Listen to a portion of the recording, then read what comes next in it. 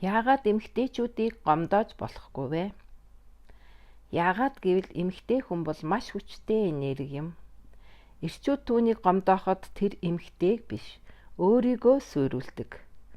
Эмэгтэй хүн зүрхээрээ мэдэрдэг бөгөөд түүний бодол нь үгнээс хурдан биеждэг шүү.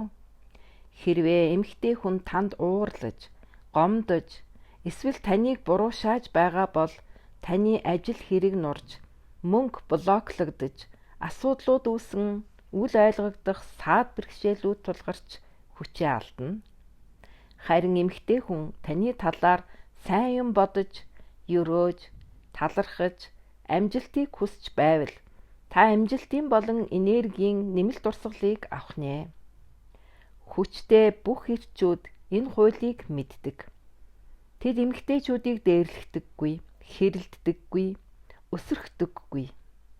Тэд эмэгтэй хүнийг өөрийнхөө энергиэр хүрээлүүлж, хамгаалж, дэмжиж сонсдог. Ингэж тэд өөрсдийнхөө амжилтыг үржүүлдэг байна. Иймээс эмэгтэй хүн бол сул дорой нэгэн биш, харин хүчний их үүсвэр гэдгийг санаж яваарай.